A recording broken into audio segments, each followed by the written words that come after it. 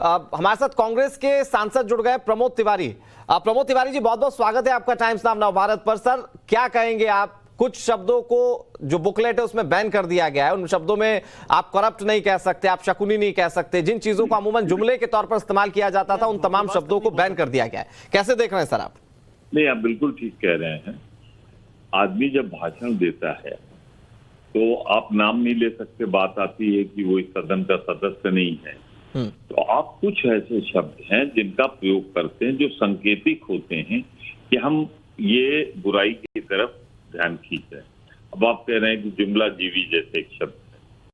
अभी जुमला जीवी कहने में क्या ऐतराज, पर जुमला जीवी भाजपा के साथ चिपक गया है कि उनके प्रधानमंत्री जुमला बोलते रहते। चूंकि पार्लियामेंट नहीं, बाहर को आप पूछ रहे हैं तो मैं बोल दे रहा हूँ कि उनकी जुमलेबाजी होती तो जुमला जीवी बैन हो गया। अब दलाल शब्द कि आप कंपनी की सारी बेचे दे रहे हैं प्राइवेट खातों में, तो दलाली कर रहे हैं, दलाल शब्द भी नहीं बोल सकते आप।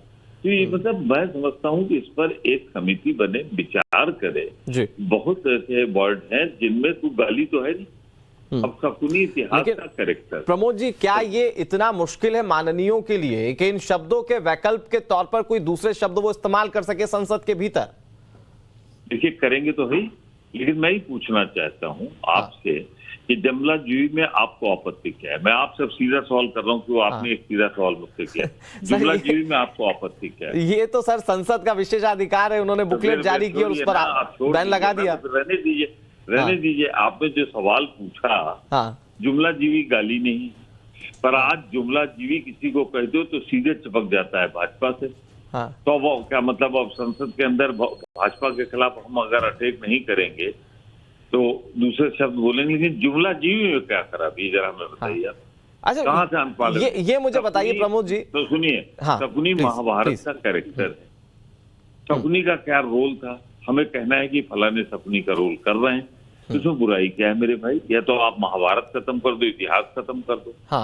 आप क्षमता का सवाल पूछ रहे हैं, निस्संदेह बहुत से वर्ड पार्लियामेंट्री जब डिक्लेयर हुए तो वैकल्पिक शब्द खोजे जाते हैं, पर जुबान पे आज ये चढ़ा हुआ है। आप बोल दो कि जुमलेबाज कौन है तो देश की जनता कह देती है देश का प्रधानमंत्री। लेकिन मुझे ये बताइए, ये क्यों आप संरक्षण दे रहे हैं? सर, लेकिन शकुनी शब्द का इस्तेमाल करना हमारे देश के इतिहास में आजादी को लेकर खासतौर पर जयचंद जिसकी भूमिका क्या रही, वो मुझे नहीं लगता कि उसको जस्टिफाई करने की किसी तरह से कोई जरूरत है। तो इस तरह के शब्दों का इस्तेमाल तो सर सीधे तौर पर अब्यूसिव नजर आता है ना सर। ये ऐसा लगता है कि अगर आप इस्तेमाल कर रहे हैं तो किसी को गाली दे रहे हैं। एक चीज बताइए जी, जयचंद एक इतिहास का चरित्र है कि नहीं? जी बिल्कुल। तो अगर आप राणा प्रताप की तारीफ करते हो तो मान सिंह का जिक्र करना पड़ेगा। आप पृथ्वीराज का जिक्र करते हो तो जयचंद का जिक्र करना पड़ेगा। लेकिन सर, संसदीय भाषा में किसी की आलोचना में उसे जयचंद करार देना आप सही मानते हैं सर इसे? तो अगर कोई जयचंद जैसा कैरेक्टर होगा तो उसे हम जयचंद नहीं क्या पृथ्वीराज कहेंगे? सर, आगे क्या करेंगे आप बतौर कांग्रेस नेता? क्या करेंगे आप लोग? देखिए, आई एम ए पार्लियामेंटेरियन, हमें जो कुछ भी कहना है इस पर हम विचार करेंगे। ठीक है सर। पुनर्विचार के लिए भी हम कह सकते हैं। और मैं तो इसको जरूर कहूंगा कि जुमला जीवी क्या प्रधानमंत्री को बचाने के लिए कर रहे हैं। ठीक है सर। इन सवालों का जवाब बीजेपी कैसे देती है, ये देखने वाली बात है सर। लेकिन बहुत शुक्रिया आपका हमारे साथ जुड़ने के लिए। बहुत दिलचस्प, आपने तमाम चीजों को बताया और समझाने की कोशिश भी की। लेकिन इन बातों को इस तौर पर भी देश की जनता समझ सकती है कि जिन बातों से या जिन शब्दों से संसद का माहौल खराब होने की कोशिश की जाती थी, लगातार उन जुमलों का इस्तेमाल लोगों पर कटाक्ष करने के लिए किए जाते थे, उन शब्दों को बैन कर दिया गया। और उन शब्दों को बैन होने का मतलब यह कि अब संसद की जो कार्यवाही है वो आपको और ज्यादा साफ सुथरी नजर आ सकती है। हालांकि इस बात के विकल्प जरूर मौजूद हैं कि इन्हीं शब्दों के विकल्प वहां पर इस्तेमाल किए जाए और हो सकता है कि एक दूसरे पर आरोप प्रत्यारोप ठीक वैसे ही चलते रहें।